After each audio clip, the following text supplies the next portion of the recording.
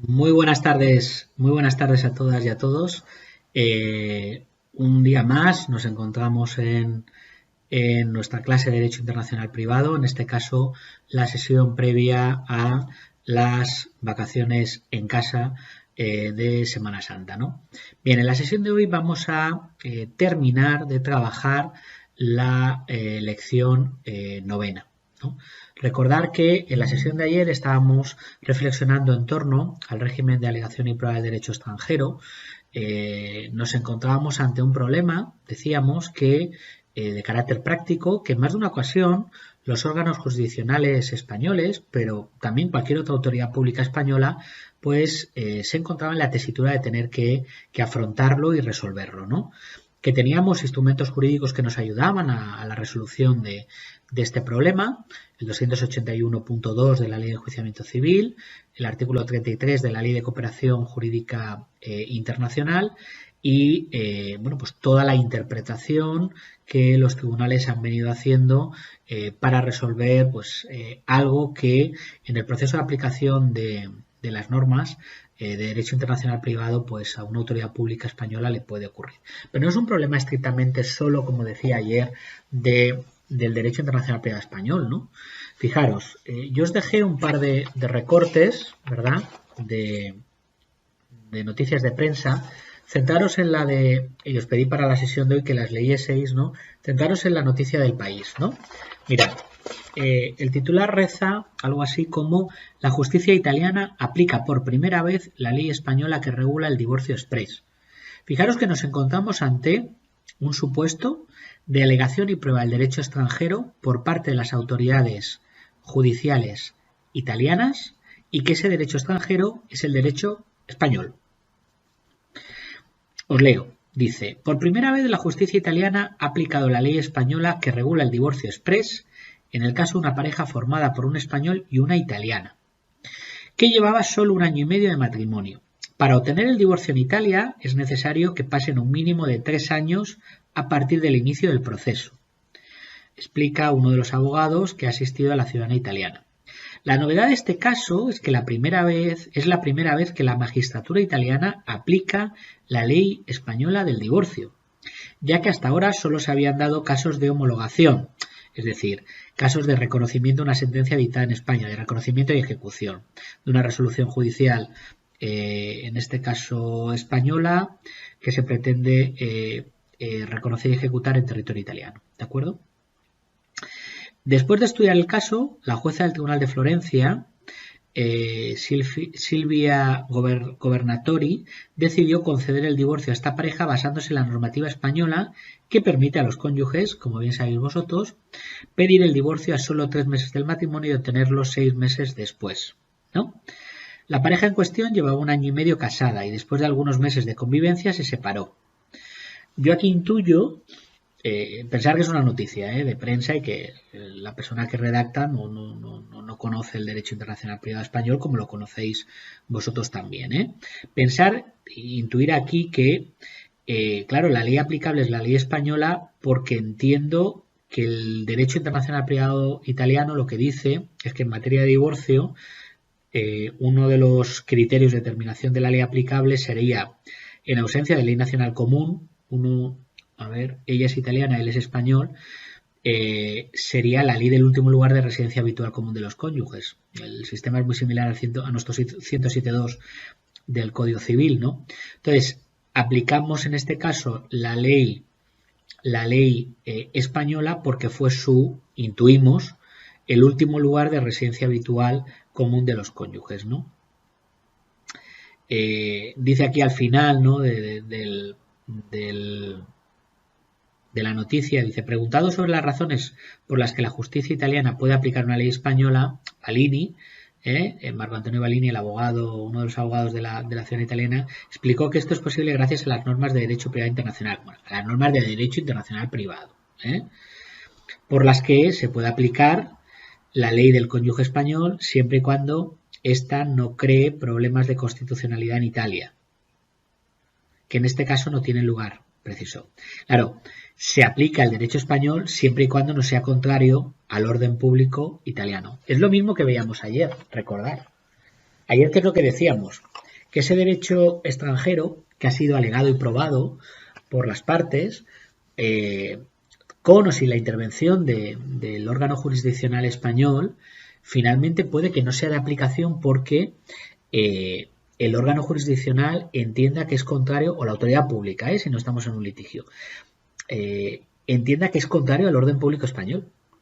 El concepto de orden público, tenerlo muy claro. Hablamos de ese conjunto de principios que inspiran un ordenamiento jurídico y que reflejan esos valores esenciales de una sociedad siempre en un momento dado. ¿De acuerdo? No confundirme el orden público con las normas imperativas. Es decir, el orden público son los principios y los valores que se consagran en la Constitución española. ¿Es la Constitución española? No, son los principios y los valores que se consagran en la Constitución española. El orden público no es un conjunto de normas, es un conjunto de principios, de reglas, de valores. Y es muy importante que no olvidéis que no deja de ser un correctivo. Yo os digo que es la tarjeta roja, pero es una especie de correctivo funcional. Es el correctivo que le permite al órgano jurisdiccional español o en definitiva, en general, a la autoridad pública española no aplicar ese derecho extranjero. Luego, las notas de excepcionalidad, territorialidad e incluso relatividad en el tiempo son notas características fundamentales. Esto no olvidarlo. No olvidarlo. Si yo os preguntase cuáles son las notas características del orden público, no olvidar que estamos ante ¿qué? Estamos ante el orden público como un correctivo funcional excepcional. Es decir, la ley extranjera ha de implicar una contradicción manifiesta con esos principios, esos valores.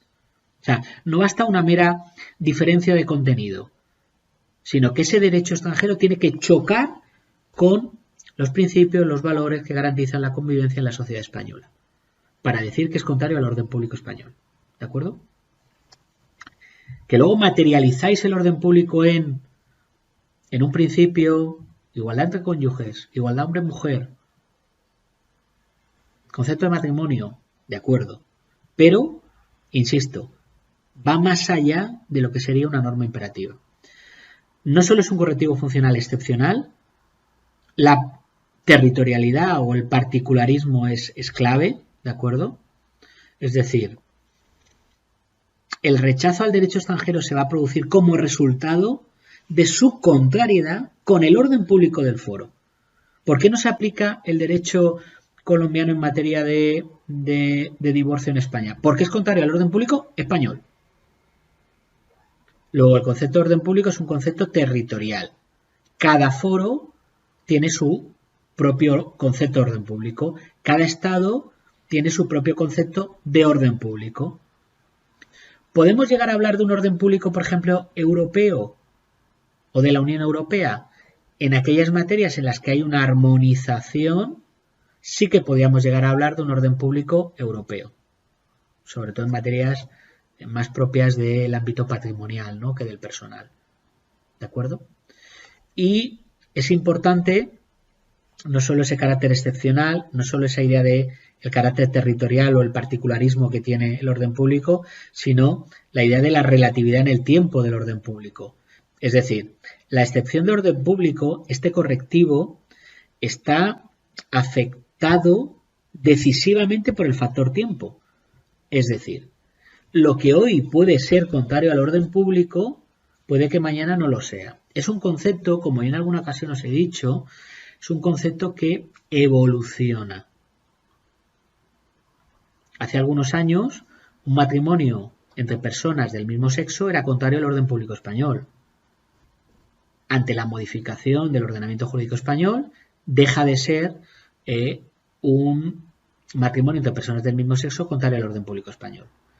Hasta hace bien poquito, una sentencia de divorcio en Malta no se podía reconocer y ejecutar porque era contraria al orden público maltés, en la medida en que el divorcio no se admitía como fórmula de ruptura del vínculo conyugal. Bueno, es que no se admitía ninguna, ¿no? Es decir, no se admitía la ruptura del vínculo conyugal, ¿de acuerdo? Solamente cabía la separación de hecho, ¿no? como algo que no tenía efectos jurídicos, ¿de acuerdo? Luego, muy claro que ese correctivo funcional que implica el orden público se va a aplicar por parte de la autoridad pública española para impedir la aplicación del derecho extranjero siempre con carácter excepcional. Siempre estaremos hablando de un carácter particular o del particularismo o carácter territorial que tiene el orden público y sobre todo que es un concepto relativo en el tiempo. La relatividad en el tiempo, es decir, la evolución en el tiempo del concepto de orden público es clave, ¿no? La argumentación que siempre, o la fundamentación jurídica, mejor dicho, que la autoridad pública siempre va a esgrimir a la hora de recurrir al orden público será, como bien sabéis, el 12.3 del Código Civil, ¿no? Cuando dice que en ningún caso tendrá aplicación la ley extranjera cuando resulte contraria al orden público. ¿De acuerdo? Bien. Cierro ese pequeño paréntesis, pero la aclaración del orden público es importante, ¿no? Teníamos un segundo artículo de prensa, ¿no? Era el de cosas de la justicia, ¿verdad? Vale. Era bueno, no es un artículo de prensa, es una especie de artículo de opinión, perdón, publicado en prensa, ¿no? Bueno, esto lo publica Salvador Soler Campos, es un abogado inscrito en el Colegio de Abogados, el Ilustre Colegio de Abogados de Elche, ¿no? Y nos plantea aquí un artículo de opinión, ¿no? Que va más un poco en relación con la lentitud de la justicia, ¿no? Pasa que es cierto que a veces la lentitud de la justicia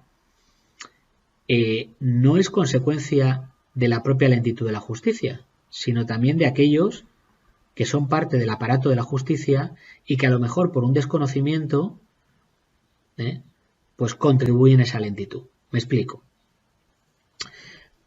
Aquí nos está hablando, ¿no?, de un divorcio de una ciudadana armenia y el tener que recurrir al derecho extranjero, derecho armenio, y las dificultades que tiene para poder probarlo y finalmente el tener que llegar, un caso de este tipo, al Tribunal Constitucional, ¿no? Y se plantea de alguna manera como un logro, ¿verdad? Yo creo que el amigo Salvador Soler le vamos a pasar el vídeo nuestro, le vamos a invitar en alguna ocasión cuando recuperemos las clases presenciales a que venga para explicarle algunas cosas. Me explico. Y quiero que lo leáis, este artículo ya, lo habéis leído ya con la óptica después de la sesión, ¿no? Y yo creo que tenéis ya criterio suficiente para poder entender si la actuación de este abogado de oficio, desde el punto de vista técnico-jurídico, desde el punto de vista del conocimiento y el manejo del derecho internacional privado español, se hizo de una forma correcta o no. ¿De acuerdo? Mira, nos dice: a menudo los abogados de oficio han de lidiar con asuntos complejos, especialmente trabajosos, y desarrollan una labor que ni de lejos les es recompensada con las cicateras asignaciones que reciben. Bien. Hace unos años correspondió a uno de estos letrados, vamos a intuir que es a él, ¿no?, la tramitación del divorcio de una ciudadana armenia. Dice: por el juego de graciosas disposiciones jurídicas, el proceso se había de ventilar aquí, pero conforme a la Ley Nacional del Matrimonio, es decir, la armenia. Hombre, a ver, decirle al derecho internacional privado que es que son graciosas disposiciones jurídicas, en fin, por la aplicación del derecho internacional privado. De hecho, él además no justifica, dice: cuando esto ocurre, y ahora es muy frecuente por el flujo migratorio, es obligación del solicitante dar a conocer al tribunal la legislación que debe ser aplicada, so pena de que le manden a uno a freír espárragos. Hombre, hay que darle a conocer, evidentemente, ese derecho extranjero, pero no solo la existencia, ya lo sabéis, la vigencia, el contenido, la aplicación litigiosa y la interpretación de ese derecho, ¿no? El letrado lo advirtió a su cliente, pero esta, de limitadísimos recursos, solo pudo conseguir una copia del Código Civil ruso traducida al castellano por un amigo sin titulación. No fue suficiente. El juzgado desestimó, en este caso, el divorcio por falta de acreditación de la legislación aplicable. Hombre, descansar la alegación y prueba del derecho extranjero en tu cliente, siendo además un abogado de oficio, yo creo que es bastante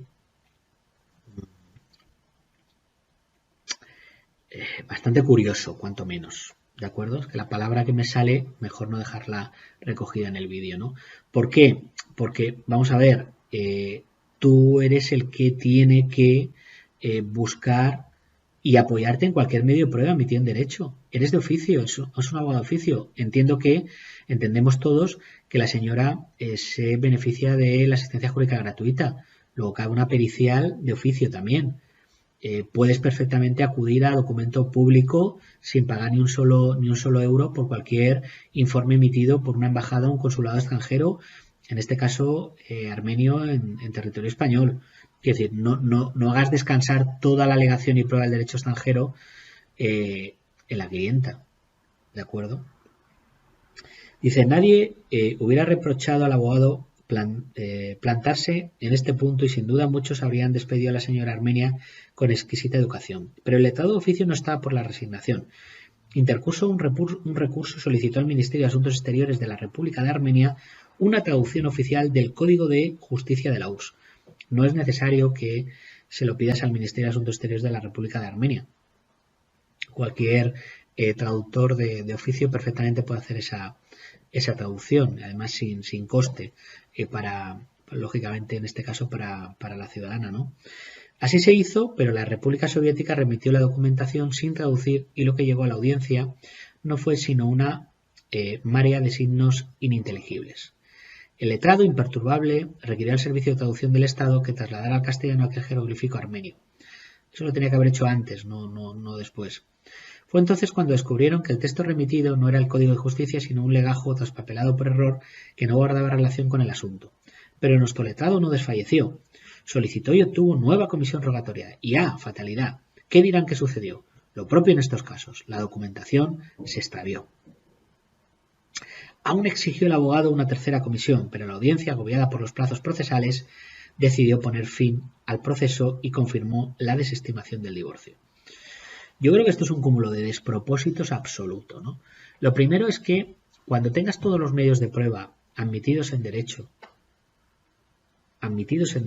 incluso presentar un escrito no hubiera venido mal, dirigido al órgano jurisdiccional o la propia demanda, recordándole que puede acudir al convenio de Londres para enterarse de qué es lo que dice el derecho armenio, que no deja de ser el derecho de la URSS en materia de divorcio.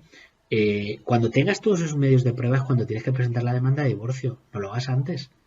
Y no presentes la demanda dejando descansar todo el aparato probatorio de ese derecho extranjero en manos de la clienta. Y no empieces a porrear por arriba otras instancias cuando perfectamente tienes la posibilidad de, si no cabe la audiencia provincial, presenta un recurso de casación ante el Tribunal Supremo, que no es lo que hizo, porque dice, ¿creen que esto desanimó al abogado? Claro que no. Consideró llegado el momento de aporrear la puerta del Tribunal Constitucional y como elefante por cacharrería plantó un recurso de amparo denunciando la violación de la tutela judicial efectiva y no sé cuántas cosas más y ganó. Bueno, la virtualidad práctica de ese recurso de amparo ante el Tribunal Constitucional yo creo que no va más allá de que lo pueda imprimir, marcar y ponerlo en su despacho, ¿no? Porque a la ciudadana armenia poco le va a ayudar, ¿no?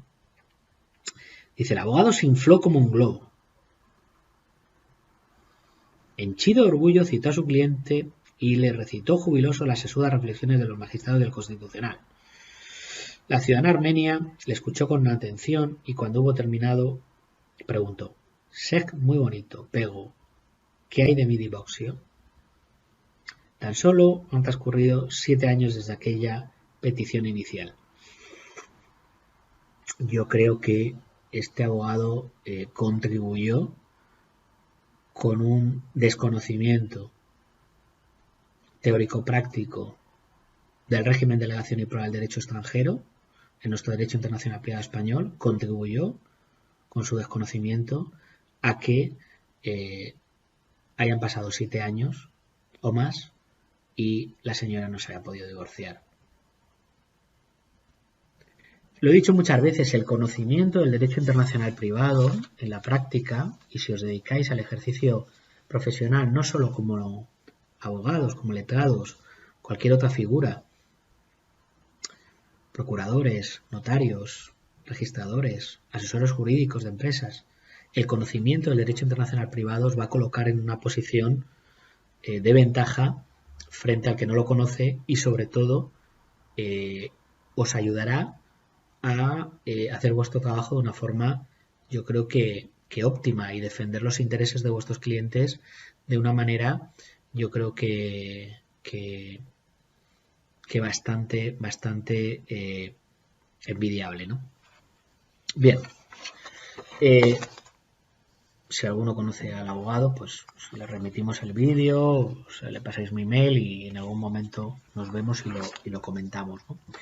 Bueno, nos quedaba por ver en esta lección novena, como os dije, un segundo supuesto, y es no la aplicación de una ley extranjera, como sería el caso, ¿de acuerdo?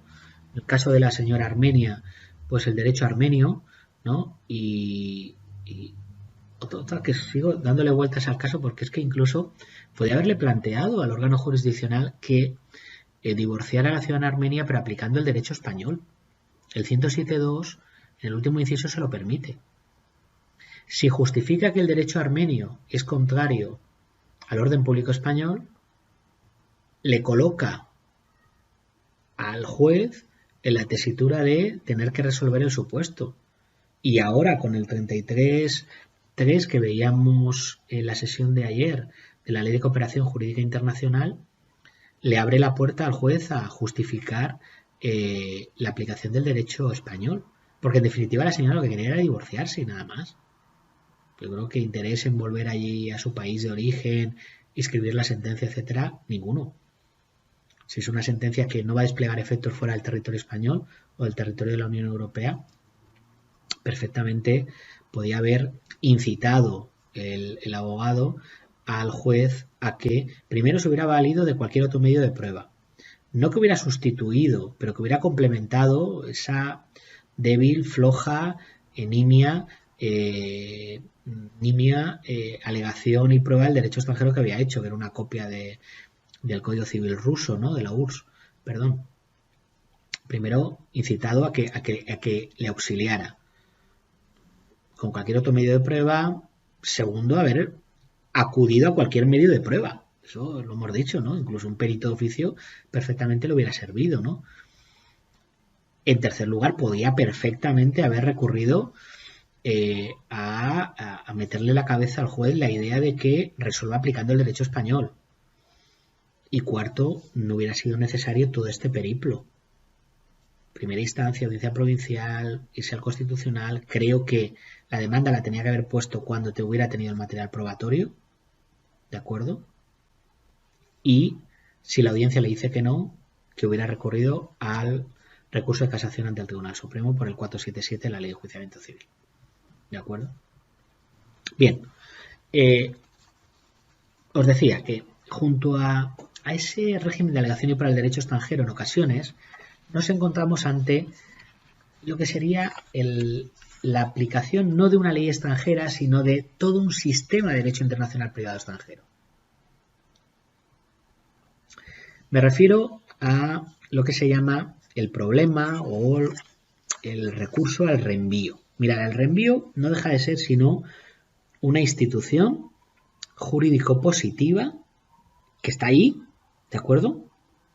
Y que el juez español está autorizado a utilizar, a aplicar. Hablamos de reenvío cuando la norma de conflicto le envía al juez español al derecho extranjero. Y el derecho extranjero, de nuevo, le trae al derecho español. Es decir, cuando un juez español aplica una norma de conflicto, esa norma de conflicto le lleva a una ley extranjera y la ley extranjera de nuevo le trae al ordenamiento jurídico español. Pensar, por ejemplo, en un ciudadano de nacionalidad estadounidense que fallece en territorio español, que su ley aplicable en aplicación del 9.8 es su ley nacional, ¿de acuerdo?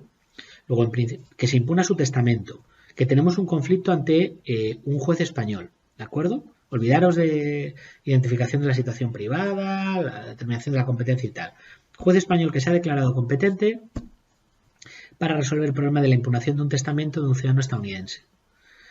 El 9.8 dice que es la ley nacional del causante. Luego hay que resolverlo aplicando el derecho estadounidense. Hasta ahí lo que tendríamos es un problema de alegación y por el derecho extranjero. Pero pensar, imaginaros que ese derecho estadounidense dice que si en la masa hereditaria existen bienes inmuebles, la ley aplicable será la ley del lugar donde se encuentren, la Rei Sitte. Imaginaros que ese causante tenía algún bien en territorio español. Luego la ley aplicable, finalmente, respecto de ese bien inmueble, no va a ser la ley estadounidense, sino será la ley española. Eso es el reenvío. Una norma de conflicto española, 9.8 del Código Civil, que te lleva al derecho extranjero, derecho estadounidense, y este de nuevo te trae al derecho del foro. Derecho español en la medida en que existe un bien inmueble localizado en territorio español. Para hablar de reenvío es necesario que haya una diversidad de puntos de conexión, que exista una norma de conflicto española que te lleve al derecho extranjero y este te traiga al derecho del foro, y que exista una consideración de ese derecho extranjero en su totalidad, es decir, que consideremos el derecho extranjero no como una ley, sino como todo un sistema de derecho internacional privado. Es decir, el 9.8 te lleva al derecho americano, pero el derecho americano, el derecho estadounidense, en aplicación de la ley Rei Sitte, te trae de nuevo al derecho español porque el inmueble se encuentra localizado en territorio español. ¿De acuerdo? Bien, es importante que tengáis claro que existen dos tipos de reenvío. El reenvío de primer grado y el reenvío de segundo grado. Si bien son dos creaciones jurisprudenciales francesas, finalmente han tenido su reflejo en diferentes instrumentos normativos. De hecho, nuestro Código Civil se refiere de una forma bastante deplorable, porque es un precepto que desde el punto de vista de su técnica jurídica es para coger la tijera y hacerlo pedacitos, ¿no? En nuestro 12.2 del Código Civil, el artículo 12.2, ¿no? De hecho, creo que hablamos del 12.2 en la lección octava, ¿no? Cuando nos dice que la remisión al derecho extranjero se entenderá hecha a su ley material, sin tener en cuenta el reenvío que sus normas de conflicto puedan hacer a otra ley que no sea la española. Es un precepto muy criticable en la medida en que solo habla del reenvío, de uno de los tipos de reenvío que hay, el de primer grado, y solo habla del reenvío a la ley española. ¿De acuerdo?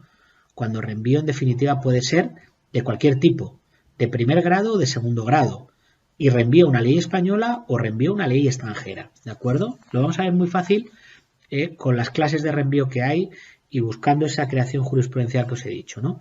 Mira, el reenvío de primer grado, también llamado reenvío de primer grado o reenvío de retorno, ¿de acuerdo? O reenvío de segundo grado, ¿de acuerdo? Reenvío de primer grado o reenvío de retorno. Reenvío de primer grado o reenvío de retorno nace con una sentencia del Tribunal de Casación, la Corte de Casación francesa, del año 78, 1878. En España hemos tenido que llegar a los años 60 para, a través del caso Loventhal, un ciudadano estadounidense que tenía una finca, la finca La Coronela, en Málaga, que fallece en territorio español y que finalmente, respecto de esa finca que se encontraba en territorio español, es de aplicación el derecho español porque el derecho estadounidense nos remitía al derecho español, un reenvío de primer grado, ¿no? En este caso, la Corte de Casación francesa articula lo que se llama el reenvío de primer grado a través del caso, el asunto que se llamó Forgot, el asunto Forgot.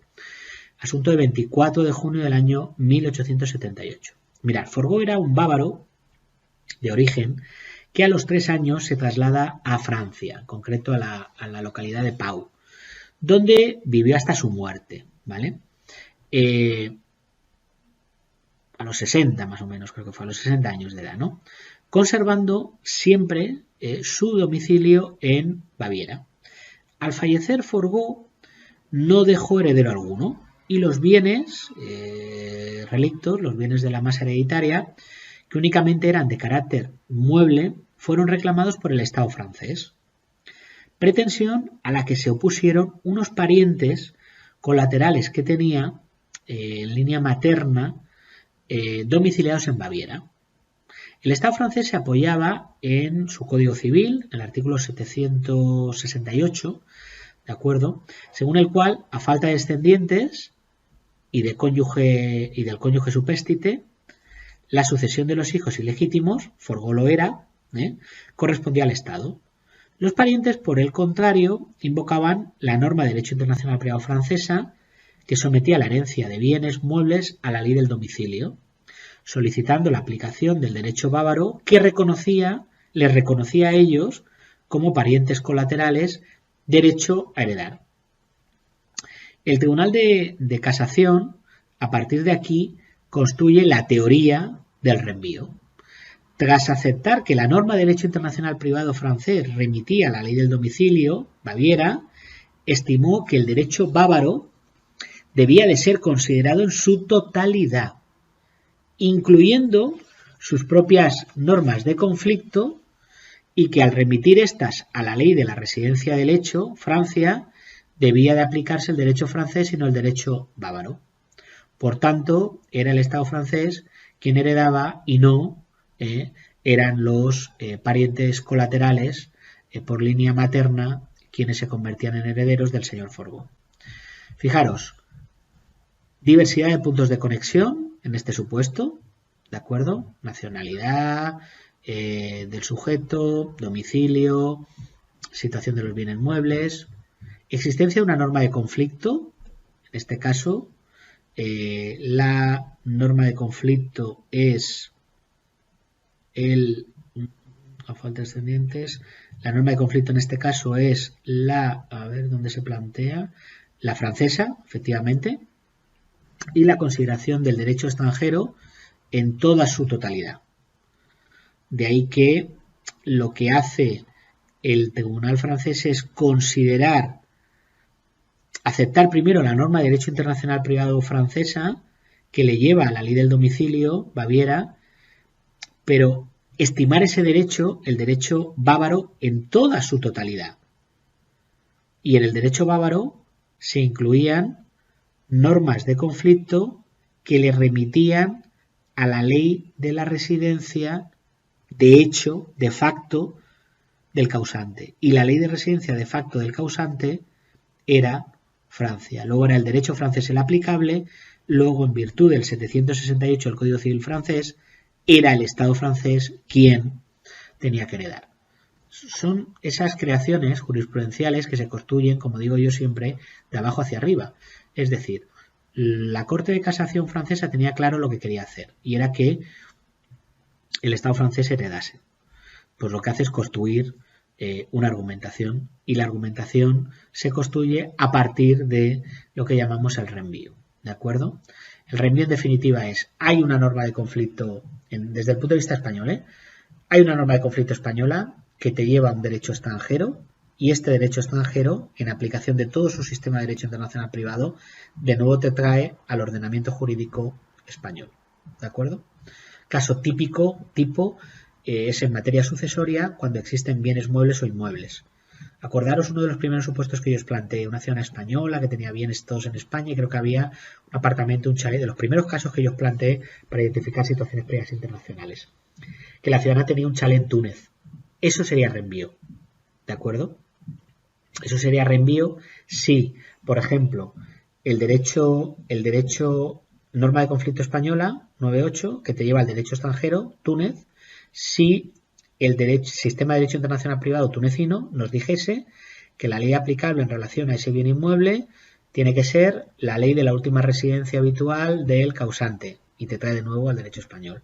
O el caso Loventhal que os he dicho antes, el ciudadano americano que fallece en territorio español, que tiene una finca en territorio español, que el derecho estadounidense, en concreto era, no recuerdo, creo que era el derecho del Estado de Maryland, en ese caso concreto, decía que la ley aplicable era la ley del lugar donde estuviera el inmueble. Es decir, esa norma de conflicto española 9.8 que te lleva al derecho extranjero, ley del Estado de Maryland, y la consideración de esa ley extranjera en su totalidad como un sistema de derecho internacional privado que de nuevo te dice, oiga, en relación con la sucesión, si existe un bien inmueble, aplica usted la ley del lugar donde se encuentren. Del Estado de Maryland, la pelota de nuevo llega al derecho español para resolver en relación con ese bien inmueble, esa finca que tenía el ciudadano, el señor Loventhal en España, aplicar el derecho español. Eso es el reenvío de primer grado.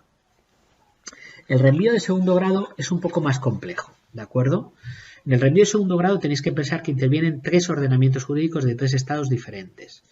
Es una creación también jurisprudencial francesa, en concreto del Tribunal Civil del Sena, del año 1950, el año en concreto del 28 de junio del 50, a través del caso Patiño. Patiño. El caso Patiño es un caso de divorcio, ¿no? Los señores Patiño eran 2 ciudadanos de nacionalidad boliviana, ¿no? Que querían divorciarse y presentan la demanda en Francia. El juez francés aplica su artículo 3.3 del Código Civil, que remitía en esta materia a la ley boliviana. Pero la ley boliviana había que considerarla en toda su totalidad. Y en este sentido observó que el artículo 24 de una vieja ley del año 32 disponía que había la posibilidad de que un ciudadano se contrajese matrimonio fuera del territorio boliviano, como era el caso de los señores Patiño, pero que si habían contraído matrimonio en un país en el que en ese momento no cabía la disolución del vínculo, que no se permitía el divorcio. Y dio la casualidad de que los señores Patiño habían contrajeron matrimonio en España, en concreto, en un momento histórico, en una fecha histórica en la que el divorcio no se admitía. Sabéis que el divorcio es relativamente reciente, ¿no? En España, año 75, creo recordar, ¿no? Bueno, habían contraído matrimonio en una época histórica en la que el divorcio no estaba permitido en España. Luego, el tribunal francés se vio en la tesitura de no poder divorciar a los señores Patiño en aplicación de una ley extranjera que entraba en conexión con el ordenamiento jurídico de un tercer estado. Daros cuenta, nos encontramos para hablar de reenvío de segundo grado, nos encontramos con 3 ordenamientos jurídicos diferentes. En el caso Patiño tenemos el ordenamiento jurídico francés, donde se ha presentado la demanda, el ordenamiento jurídico boliviano. ¿Por qué? Porque hay que divorciarles conforme al derecho boliviano. Y el ordenamiento jurídico español. ¿Por qué? Porque hay que observar el derecho español en la medida en que ellos contraen matrimonio en territorio español, en un momento concreto en el que no cabía el divorcio. Luego, ese pequeño matiz, que es contraen matrimonio en un país en el que en ese momento no cabía el divorcio, es al final la solución que el ordenamiento jurídico español exporta al ordenamiento jurídico, al foro francés, para la resolución del supuesto. Tienes 3 ordenamientos jurídicos. De Francia vamos a Bolivia. En Bolivia cogemos la solución. La solución es, hay que divorciarles conforme al derecho boliviano, y en concreto el derecho boliviano dice que cabe el matrimonio celebrado en país extranjero, que cabe el divorcio, pero que no cabe el divorcio cuando se contrae matrimonio en país extranjero en el que en ese momento no cabe el divorcio. De Bolivia vuelvo a España, de Bolivia voy a España, En España cojo la solución es no cabe el divorcio, y cojo la pelota y la lanzo al foro francés para que finalmente un juez francés diga que no cabe el divorcio y que los señores Patiño no pueden divorciarse en la medida en que contrajeron matrimonio en España en un momento en el que el divorcio no cabía en territorio español. Los señores Patiño tuvieron que esperar durante un tiempo a que la legislación boliviana cambiase y permitiera el divorcio, incluso en aquellos casos en el que los cónyuges habían contraído matrimonio en un país extranjero en el que no cabía el divorcio. Porque si tenían que esperar a que se modificase la legislación española, pues tenían que esperar unos cuantos años más, ¿no? O bien que cambiaran de nacionalidad, uno de los dos, para no tener una nacionalidad común y que fueran divorciados conforme al derecho francés. Pero eso sabéis, lo vimos en la lección 8, que sería un fraude a la ley, en este caso a la ley extranjera. ¿De acuerdo? En definitiva, la diferencia entre el reenvío de primer grado y el segundo grado es muy clara. En el reenvío de primer grado intervienen 2 ordenamientos jurídicos. El español, que va a un ordenamiento jurídico extranjero, coge una solución y la trae de nuevo al foro y resuelve el supuesto. Y en el reenvío de segundo grado intervienen 3 ordenamientos jurídicos. El ordenamiento jurídico ante el que se ha presentado la controversia, que te lleva a otro ordenamiento jurídico, para buscar la solución, pero que éste tiene que buscar en un tercer ordenamiento jurídico la solución para desde ahí llevarla al foro en el que se ha planteado el conflicto. Lo más importante es que, en definitiva, el reenvío de primer grado o de segundo grado, aunque no lo acepte nuestro legislador español en su artículo 12.2 del Código Civil, no deja de ser sino una institución jurídica a la que puede acudir el órgano jurisdiccional a la hora de resolver un conflicto y que cada vez, si bien es cierto, el reenvío de primer grado es más utilizada para la resolución, sobre todo de supuestos en materia sucesoria propios del ámbito personal, ¿no? Materias personales, donde existen bienes muebles o inmuebles y el criterio a la hora de resolver estos conflictos viene dado por el lugar donde se encuentra situado el bien inmueble, el lugar donde se encuentra situado el bien mueble, ¿no? El reenvío de primer grado, de segundo grado, son recursos que puede utilizar la autoridad pública española a la hora de resolver un conflicto privado internacional o a la hora de resolver pues, un acto de jurisdicción voluntaria con tintes de carácter privado internacional que se le pueda plantear, ¿de acuerdo? Y nada más, con esto damos por concluida la lección novena. Damos por concluida la lección en la que hemos tratado de estudiar no solo los supuestos en los que se plantea la aplicación de una ley extranjera, sino aquellos supuestos en los que también se puede plantear la aplicación de todo un sistema de derecho internacional privado extranjero. Nada más. Os deseo lo mejor, como siempre, muchísima fuerza, muchísima paciencia, mucha responsabilidad, cuidaos mucho en casa, que ahora mismo es lo que más nos importa. Gracias y hasta la siguiente.